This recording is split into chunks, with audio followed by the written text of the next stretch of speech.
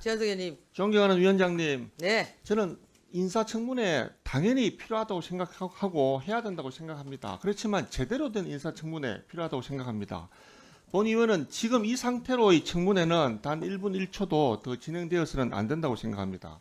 위법 행위가 이렇게 중대한 것으로 추정되는 후보자를 부실하기 짝이 없는 자료로 인해서 검증하기 어려운 환경에서 청문회를 강행하는 것 자체가 국민에 대한 기만이며 국회의 수치라고 생각합니다.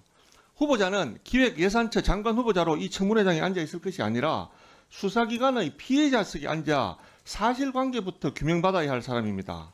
언론을 통해서 이미 밝혀진 바와 같이 후보자 가족이 전체적으로 공모한 강남 아파트의 사기적 강탈 범죄 의혹, 그리고 보좌관들에 대한 인격 모독을 넘어선 사실상의 인격 살인 행위, 그리고 국가 조세 정의를 비웃는 정여세 탈루와 교묘한 편법 정여 의혹, 자녀들의 취업, 병역 의혹 등 일일이 열거하기조차 힘든 많은 의혹들이 누적되어 있습니다.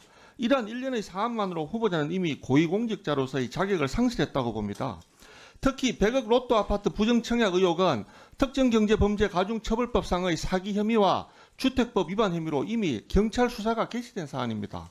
국가재정의 파수꾼이어야 할 기획예산처 장관 후보자가 정작 세금 탈루 기술자라는 의혹을 받고 있는데 우리가 자격을 논하는 것이 가당키나 한 일입니까? 지금까지 제기된 헤아릴 수 없는 의혹들을 보면 후보자는 평생을 거짓과 위선, 탐욕과 반칙, 갑질과 특권의식 속에서 살아온 것으로 추정됩니다.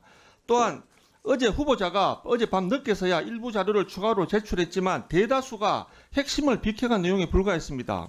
어젯밤 도착한 18건의 자료는 엄밀히 말해서 추가 제출 자료가 아닙니다. 기존에 너무나도 부실하게 제출됐던 자료에 대해 그에 따른 부속 별첨 자료를 뒤늦게 보완해 일부 제출했다고 하는 것이 정확한 표현입니다. 더구나 어젯밤 저녁 8시에 하드카피로 자료가 전달되었습니다. 이것이 과연 신의 성실의 원칙에 따라 제출된 자료라고 볼 수 있겠습니까? 저녁 8시에 자료를 제출해놓고 이를 검토하여 다음날 아침에 청문회를 하자는 것은 실질적인 검증을 전제로 한 제출이 아니라 형식만 갖춘 요식행위에 불과합니다. 후보자는 제기된 이런 수많은 의혹들을 제대로 해명할 생각도 없이 개인정보 동의 등의 핑계로 국회의 정당한 자료 제출 요구를 깔아뭉개고 있는 것입니다.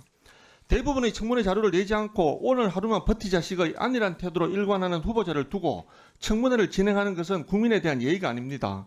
후보자 관련해서 제기된 의혹들에 대해 검증할 수 있는 충분한 자료가 제출될 때까지 청문회의 적극적인 중지를 강력하게 요청드립니다. 실체 없는 맹탕 청문회를 강행하는 것은 결코 용납될 수 없다는 점을 다시 한번 강력히 말씀드립니다. 이상입니다. 네.